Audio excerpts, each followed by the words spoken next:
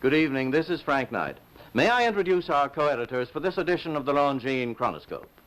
Larry Lasser, CBS News correspondent, and Kenneth Crawford, National Affairs Editor of Newsweek magazine. Our very distinguished guest for this evening is Admiral Richard E. Byrd.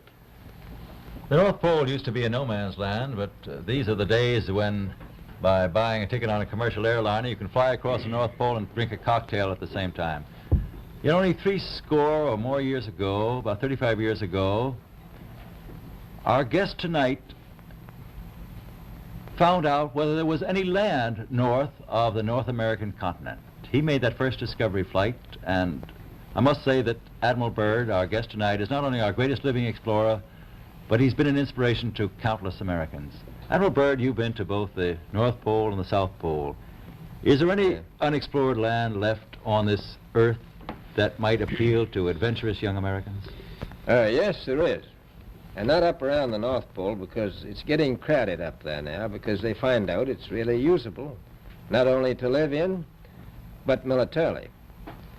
But strangely enough, there's left in the world today an area as big as the United States that's never been seen by a human being. And that's beyond the pole, on the other side of the South Pole, from Middle America. And I think it's quite astonishing that there should be an area as big as that unexplored. That's a tremendous So challenge. there's a lot of adventure left down at the bottom of the world. Well, Admiral, do you hope to see that? I do. Well, Admiral, Yeah. would you say that since you've been to both the extremities of Earth, are these expeditions to such far-off places, are they getting easier because of modern techniques, or is danger still close at hand? Well, it's a little risky, but nothing like it used to be with the old slow planes and the small cruising radius where we had to put down bases. We replaced the dog teams, and of course that was a big improvement. But now the planes go much faster and they are safer, and they have a much bigger cruising radius. You haven't got the danger of a terribly heavy load. Admiral, an expedition to which I believe you're the advisor is now en route. What is that expedition doing? Well, that's the icebreaker Atka, and it's a reconnaissance expedition. It's going down to the South Pole area to make certain observations and to look for some bases. They will be back in April, and they will report back, and upon the information we get from that undertaking, we will base the bigger expedition that's to follow. Is that very definitely planned, or is that... That is being planned right now. So I'm willing to say to you that there will be a number of expeditions that will follow, I think, year after year, at the bottom of the world, because the government has really become interested. Well, Admiral Byrd, I can understand, I think everybody can, the interest in the North Pole because it's so near our greatest challenger, Soviet Russia, but why this interest in the bottom of the world? Nobody living down there, is there?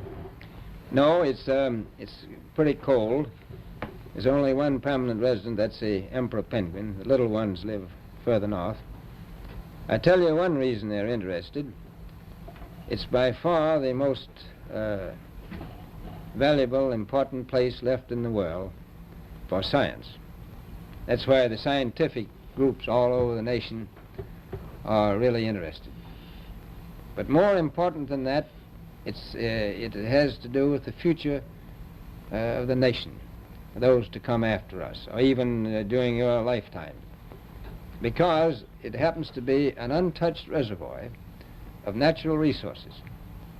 And, you know, as the world shrinks with an ever-increasing acceleration, far-flung places, once useless, like we thought the North Pole was, and no man's land, become very useful. The bottom of the world will be important, not only to us, but to our allies. I was going to ask you, does it have military importance? It has some, and as the world shrinks, it will continue to shrink with an ever-increasing acceleration, thus bringing these places closer. And in the future, I can see a time when it will be very, very important strategically. Well, has the development of air power increased the strategic importance of places like the very much Palmer Peninsula, was it? Very much so. Even now, if anything happened and we lost the Panama Canal, we would have to control the islands just north of Antarctica, which are part of Antarctica, then between there and Cape Horn. I've heard it said that there are 7 continents in the world, and one of them has never been seen by a woman, and that's Antarctica. Is that actually true?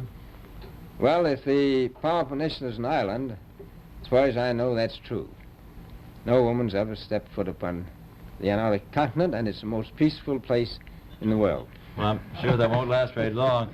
I understand that now that you're working with the Arnold Bread Company in charge of frozen foods. Now, is there any future for frozen foods down these frozen extremities? Well, I think the human race can be helped by that. This was thought out by Dean Arnold, who's, in my opinion, a great humanitarian. He learned that we went down there after 4 or 5 years and finished a meal that we had left there on the table when we had evacuated Little America. Everything was perfect, including the bread. So he got the idea of this frozen bread, and already he sent some to Europe, and it worked very well over there for some of the starving people. So you can store it down to the Antarctic, and against the lean years, and you wouldn't have any people in the world really starving if you did that. Yes, in the event of an atomic war... You stay there forever. Admiral, you speak of the resources of Antarctica. What are they? What are the natural resources there? Well, we've found enough of coal within 180 miles of the South Pole in a great ridge of mountains.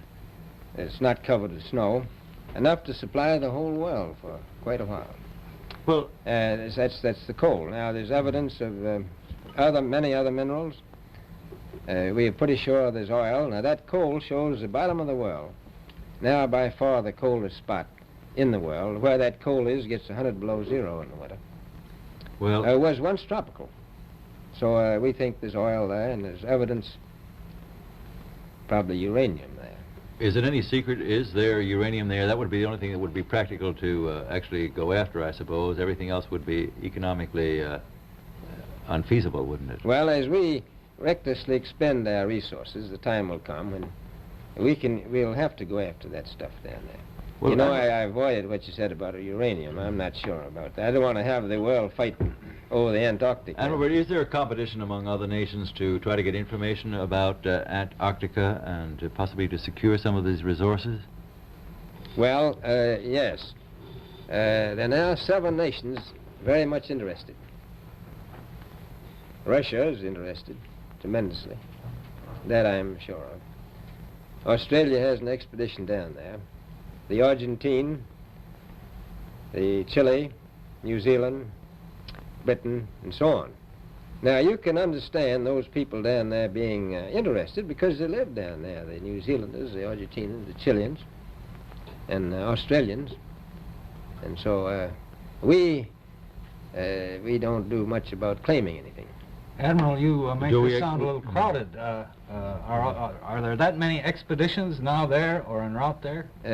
Well, you know, as I said, it's the most peaceful place in the world, but I don't think it will be for long because of this intense interest on the part of other nations and this nation. Well, Admiral Byrd, are private expeditions a thing of the past? Is expedition and exploration, making expedition and exploration now purely a government function because of the tremendous cost and organization? No, I don't think so. I think down south it may be more or less a thing of the past, but not other expeditions that go there. A lot of them go north now. This latest expedition now on the way is a government expedition, I take it. Yes, that's the government. Byrd, may I ask you, is there a great difference between the top of the world and the bottom of the world? There is. Now, the North Pole is the center of an ocean 10,000 feet deep.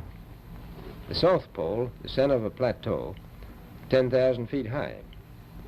The North Polar Sea is surrounded by continents slightly frozen. The Antarctic continent is surrounded by a belt of ice, frozen seas of at least 1,200 miles thick. Now, the south is a plateau. It gets, in some places, 14,000 feet up. I've been over areas about 13,000, and it's a little bit chilly up there. So there's that big difference between the top and bottom of the world. The North really isn't very cold up there on the Arctic Ocean. Not compared to the South. Admiral Byrd, we often hear it said that our young Americans now aren't as hardy as their forefathers. Do you think that Americans do measure up to the standards, the physical standards and morale standards of the past? I do. I don't believe that. I think they're just as hardy. Well, what would you say was the most valuable factor on an expedition? Is it morale, or physical courage, or is it sheer equipment? Well, I've always thought that loyalty was by far the most important trait. The British told me that when I first went down in 28, that I couldn't possibly get through the winter night without a mutiny if I took more than 20 men. But to serve science, I had to take 42 men. And then I took 56 the next time, and so on. So, and I did find that loyalty was the most important thing during the winter night when it's very hard on your nerves. I think that's trait. Well, that's a very valuable characteristic at any time. Well, thank you very much, Admiral Byrd. It's been a great pleasure to have you here tonight. It's a pleasure to be with you. The opinions expressed on the Longines Chronoscope were those of the speakers. The editorial board for this edition of the Longines Chronoscope was Larry LeSueur and Kenneth Crawford. Our distinguished guest was Admiral Richard E. Byrd.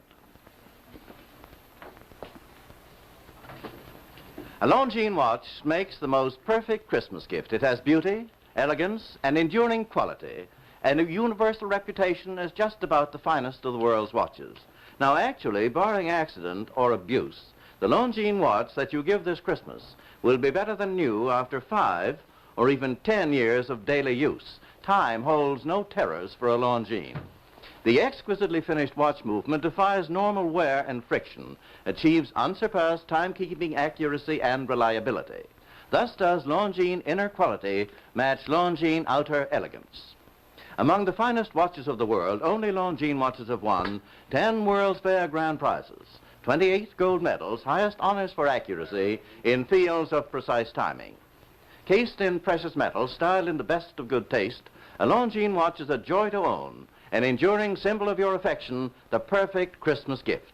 Yet, you may buy and proudly give a Longines watch this Christmas for as little as $71.50. Visit your Longines Whitnor Jeweler Agency and make your selection. Longines, the world's most honored watch, the world's most honored Christmas gift. Premier product of the Longines Whitnor Watch Company. Since 1866, maker of watches of the highest character.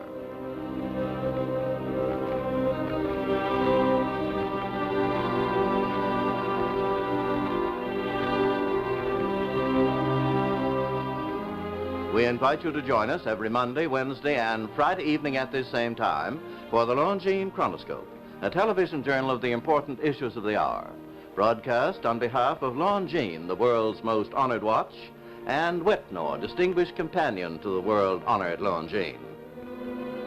This is Frank Knight, reminding you that Longines and Whitnor watches are sold and serviced from coast to coast by more than 4,000 leading jewelers who proudly display this emblem. Agency for Longines Whitnor watches.